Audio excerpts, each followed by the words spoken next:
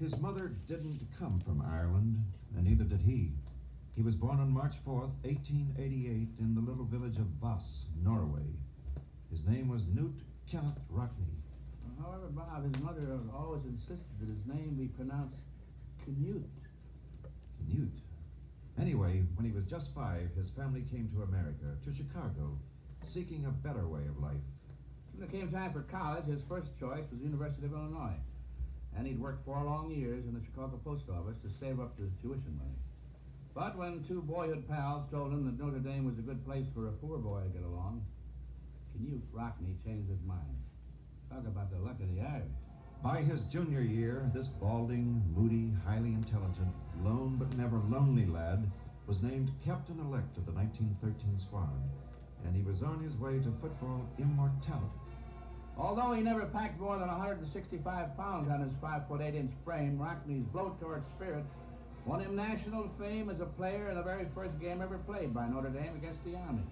And Notre Dame, then a small and not nationally known Midwestern college, shellacked the Black Knights 35-13. With quarterback Gus DeRay pitching and Rockne catching, Notre Dame was launched as a national power on the gridiron, and the Rockne victory tradition was born. Rockne never had a losing season as a player or as a coach. In 1918, he was married, teaching chemistry at Notre Dame and serving as assistant coach to Jesse Harper, who, when he resigned, recommended Rockne for his job. In his very first year, 1918, Rockne's team played an abbreviated wartime schedule, winning 3, losing 1, and tying 2. By 1919, the war was over, the veterans were back, and Rockne chalked up an unbeaten, untied season, the first of 5 in his 13 years as head coach. Notre Dame had hired the man who would lead the Irish to 105 victories in 13 seasons for an almost unbelievable winning percentage. Still the most winning record in the history of college football. No account of the Rockne days would be complete without the story of another young man who found football immortality in the ranks of the Fighting Irish. His name was George Gipp. He came to Notre Dame on a baseball scholarship and wound up being Football Player of the Year in 1920. Gipp was in a class by himself. He excelled at punting, drop kicking, open field running, and defense. But in the fight to the finish against Army on the plains of West Point on October 30th, 1920, Gipp put a stamp on his greatness by winning it the hard way, as a line plunger. George Gipp reached Glory Peak that afternoon as Notre Dame rolled over Army 27-17.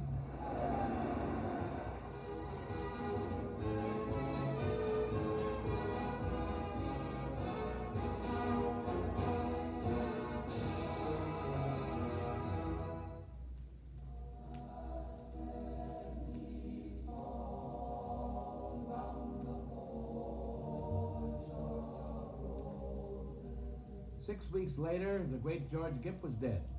In 1920, before penicillin, a streptococcus infection had brought the great runner down, and the snows of Christmas powdered the grave of Thanksgiving's hero. A reporter quoted from the Shropshire Lad. Smart lad to slip betimes away from fields where glory does not stay. And early though the laurel grows, it withers quicker than the rose.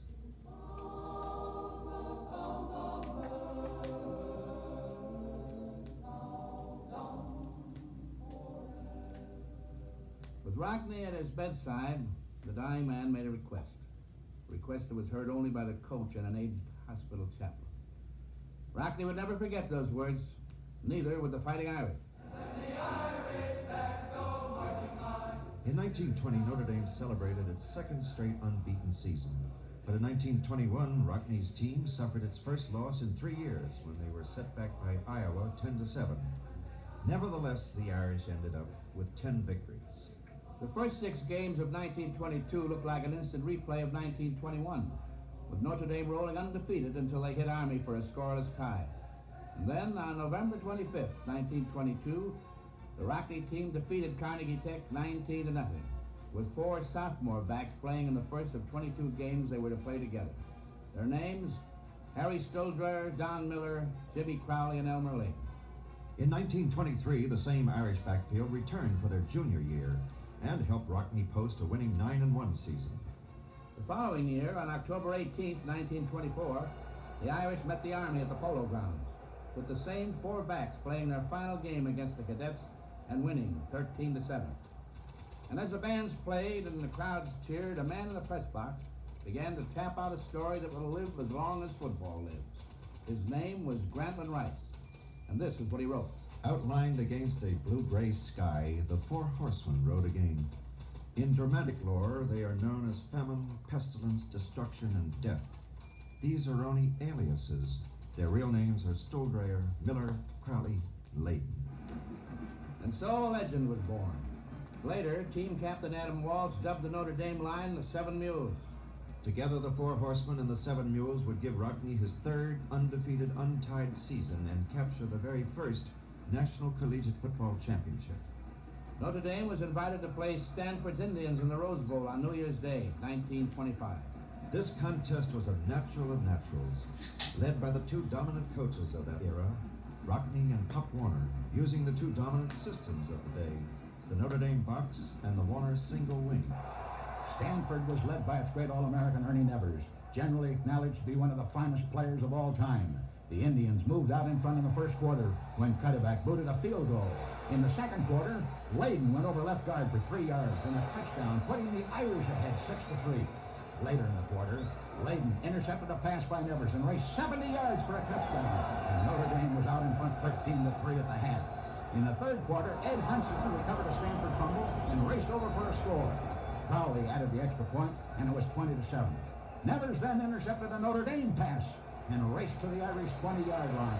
On the next play, he broke through the line 12 yards to the 8-yard line. The Irish, looking for Nevers to carry again, were crossed up when Walker passed to Ted Shifty for a touchdown. Cuddeback added the extra point, and it was 20-10. In the fourth quarter, Layden intercepted another pass by Nevers and raced 35 yards for a touchdown, his third of the game. Crowley's extra point made it 27-10, and that's how Notre Dame won this great Rose Bowl battle. In his first 7 years, Rockne had won 58 games, lost 4, and tied 3. But in 1925, Irish fortunes declined. Between halves of a scoreless game on a miserable rainy day at Penn State, Rockne broke into tears in the middle of his dressing room speech. His health was breaking under the strain of coaching, and he no longer had the vital reserves to pump into his squad. The season's record was 7-2-1. That winter, he went to Europe for the only vacation in his life. He came back refreshed. In 1926, the Irish came fighting back, winning their first 6 games, and then came Army, who had walloped them 27-0 the year before in the worst defeat ever suffered by Rockne. It's 3rd and 5 for Notre Dame on the 37. The shift is to the right. Flanagan and Hurden are back. Flanagan has the ball. He starts around right in with a mass of blockers in front of him. He's racing to the sideline. He's up to the 45, across the midfield stripe. He's going all the way. There's an Army man near him as he crosses the 30-yard line. The 20, the 10. Crispy Flanagan scores for Notre Dame. The Irish are leading 6-0 on one of the most perfect plays we have ever seen. With the ball on the 37-yard line, the Notre Dame forward wall brought down the opposing line. And with Edwards, Hurden, and O'Boyle clearing the way, Flanagan went 63 yards for the touchdown. It was uncanny. Every Army man, all 11 of them, were on the ground from perfect blocking as Flanagan sped down the field. It was indeed the perfect play. O'Boyle added the extra point, and that's the way it ended. Notre Dame 7, Army nothing. And now they faced Carnegie Tech. Rockne thought it safe to send his boys to Pittsburgh in charge of his assistant coaches, while he went to Chicago to attend the Army-Navy game. And then it happened. Carnegie Tech 19, Notre Dame nothing. Super coach was now super goat. Rockne took the ribbing without mentioning the real reason he had gone to Chicago, to sit in on a Big Ten meeting scheduling future games. Rockne had made the great mistake of his career. He never again forgot that his primary job was to coach his team in person. And when the Irish left to face Southern California for the final game of the season, Rockne made sure that a program of that losing Carnegie Tech game was carefully placed in each player's suitcase. Needless to say, the team got the point and gave Rockne a 13-12 triumph over the Trojans. In 1927, the most Rock could do was achieve a 7-1-1 season. But in 1928, Lady Luck failed him completely. Injuries depleted his backfield and his reserves were low. On November 10th, 1928, Notre Dame, led by team captain Fred Miller, came limping into Yankee Stadium with a 4-2 record to meet an undefeated Army team led by the great Chris Cagle. The faithful were there. They had to see for themselves a Rockne team rated a 4-1 underdog. Covering the game at the Yankee Stadium that day was a young reporter named Francis Wallace, a Notre Dame graduate and close friend of Rockne. Rock knew how to use silence. In the locker room before the game, he let the squad wait a long time. Finally, he said, 8 years ago next month, I visited George Gipp in his hospital room. He said to me, Rock, someday when the going is real tough, ask the boys to go out and beat Army for me. I don't know where I'll be, but I'll hear about it and I'll be happy. There was a long pause, then Rockne continued, I think this is the day. What do you say, men? The players let go with a roar and poured out of the room. A tackle was so intense he ran into a concrete beam and was knocked out for the day. But Notre Dame had 2 other tackles, 2 of its greatest, Fred Miller and Ted Toomey. Joe Byrne, Rockne's close friend, was in the dressing room and told me what had happened. I wrote the story. The next time I saw Rockne, he said, Frank, you never violated a confidence before. I answered, ordinarily, I would have considered it a confidence, Rock, but I thought this belonged to the tradition. He thought about that and nodded his head. And that's how the legend, Win One for the Gipper, was born. Undefeated Army was a 4-1 favorite as the game began. But the Fighting Irish outdid themselves as they battled the Black Knights of the Hudson on even terms. With the score tied at 6-all, late in the fourth quarter, Rockne sent several substitutes into the game. Among them, a little-known end named Johnny O'Brien. On the next play, O'Brien caught a 32-yard pass from Johnny Nimi and raced over for the touchdown. Johnny would go down in Notre Dame history as One Play O'Brien. Notre Dame won 12-6, and thus was born a Notre Dame legend. Someday, when the going is really tough, ask the boys to go out and beat Army for me.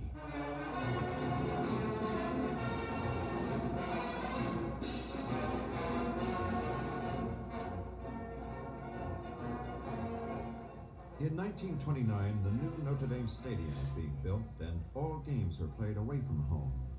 There would be a building job with the football squad also. Confidence had to be restored after the 1928 season, in which 4 games had been lost. Then, to make matters worse, Rockne was hit with devastating news. The doctors told him he had phlebitis. So it was that football's greatest coach was forced off the field. But Rockne wouldn't give up, and he coached from his sickbed, from his wheelchair, and by long-distance telephone, as Notre Dame put down Indiana, Navy, and Wisconsin. The next game was with Carnegie Tech. Rockne wanted that one bad. He told his doctors he was going to win even if it killed him. Rockne traveled to Pittsburgh by train for that game, but when he arrived at the dressing room, he couldn't walk. He was carried in and propped up on a table. His face was set. His eyes were fixed, telling nothing of how he felt. For long minutes he sat and stared through emotionless eyes, the team waiting to go out on the field. And then in a strong voice, Rockne spoke, and as only Pat O'Brien can recreate it. Now, man, I don't know when I've ever wanted to win a game as bad as this one. I don't care what happens after today. Why do you think I'm taking a chance like this? To see you lose? You gonna let it happen again? You go out there and you crack 'em. Crack 'em, crack 'em. Fight to live, fight to win. Win, win, win, win. Then Rockne collapsed, and his team filed out on the field. They had heard him, and on that day you could almost hear the tackles. In the fourth period, Jack Elder returned a punt 35 yards to the Tech 7-yard line, and jumping Joe Savoli, with Rockne's stirring words ringing in his ears, plunged over for the victory. 3 weeks later, Rockne was out of bed and back in the dressing room for the Southern California game. The Irish carried the day 13-12. But that night, Rockne was in bed again.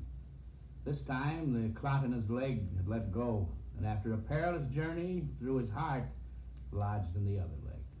Again, Rockne was sidelined as Notre Dame defeated Northwestern 26-6 for their 8th win in a row. The following week, in 12-degree temperature at Yankee Stadium, Notre Dame met the Army. There's no score here in the third quarter. It's Army's ball. It's 3rd and 10 to go from the Notre Dame 14. And this ballpark is in a bedlam. Army comes out of the huddle. It's single wing left. Carver calling the signals. Hutchinson on the wing. All-American Chris Cagle and Morrell are back. Cagle has the ball. He's dropping back to pass. He's being chased by Conley and Coleman. Cagle gets away. He's scrambling. He's looking downfield for a receiver. Cagle gets away from another tackle. He throws. It's intercepted by Notre Dame on the 4-yard line. Jack Elder has the ball. He's racing down the sidelines up to the 35, to the 40. He's across midfield. There's not an Army man near it. He's going all the way for a touchdown. And Notre Dame is leading 6-0. Frank Corridio kicked the extra point, and Notre Dame won 7-0 on this interception and run of 96 yards. Once again, Rockne had shown his magic, and Notre Dame ended the season undefeated, winning the national championship. What no one knew was that the great Knute Rockne had 1 year left to live, and 1 year left to coach his beloved Irish. But what a year. On October 4th, 1930, Southern Methodist opened the new Notre Dame Stadium and departed defeated, 20-14. Navy was sunk without a trace, 26-2. Carnegie Tech was erased again, 21-6. The Pittsburgh Panthers went down 35-19. Later, their coach, Jock Sutherland, said, "Rock could have beaten me 100 points that day." Indiana was shut out 27-0. Pennsylvania, Rockne unleashed Barney Brill, who ran for 3 touchdowns, won a 60-yard run. When the final gun went off, it was a complete rout as the Irish won 60-20. Next, Drake University fell to the Irish 28-7. Mighty Northwestern, already winner of the 1930 Big Ten title, was blanked 14-0. Only Army and Southern California stood between Rockne and his 5th unbeaten, untied season. Soldiers Field in Chicago, Army was vanquished in a sea of slithering mud, 7-6. It was Rock's last game in his old hometown. The final hurdle of the 1930 season, Southern California, so often the spoiler of Irish dreams. Notre Dame was nursing an 18-game winning streak, but the tutor of the Trojans, Howard Jones, had put together a superb scoring machine which had defeated powerful Stanford in California. And the odds makers had the Trojans a 5-3 favorite over the invading Irish. Notre Dame's lining up in the familiar box formation. Frank Corridio is calling the plays behind the center. Marty Brill is on the wing. Archie Schwartz and Bucky O'Connor are back. Schwartz has the ball. He's dropping back to pass. He throws. It's complete to Corridio on the 5-yard line. He goes over for a touchdown. The extra point put Notre Dame out in front 7-0. The teams battled evenly until near the end of the first quarter, when Notre Dame stalled the Trojan attack on the Irish 20-yard line. It was Notre Dame's ball, 1st and 10. Corridio is calling the plays as they shift to the right. Brill is on the wing. Schwartz and O'Connor are back. O'Connor takes the pass from center. He's starting to his right. He's getting great blocking. He's around the end to the 30, down the sidelines to the 40, across the midfield stripe. Duffield throws himself at O'Connor but misses. He's at the Trojan 40-yard line to the 30. Pickard misses a tackle. O'Connor is over for a touchdown. And Notre Dame is out in front, 13-0. In the third quarter, Notre Dame stopped the Trojan drive and marched from its own 30-yard line to the Southern Cal 13. An offside penalty gave the Irish 1st down and 5 to go from the 8-yard line. Notre Dame is lining up to the right. O'Connor has the ball. He's driving into the center of the line. It's a fumble. There's a scramble for the ball. They're unpiling. Notre Dame has recovered the ball. O'Connor fell on the... It's 2nd and 6 on the 9-yard line. Notre Dame lines up quickly with Corridio calling the signals. The shift is to the right. Schwartz has the ball. He's cutting into right tackle. It's a lateral back to O'Connor. He's going around left end, and he's over for the touchdown. Corridio's extra point made it 20-0. In the fourth quarter, Dan Hanley intercepted a Trojan pass. A few plays later, Nick Lukatz broke over left tackle and raced for a touchdown. Chuck Jaskridge added the extra point, and Notre Dame won 27-0. Notre Dame had electrified the nation with a perfect 10-game record to capture the national championship once again.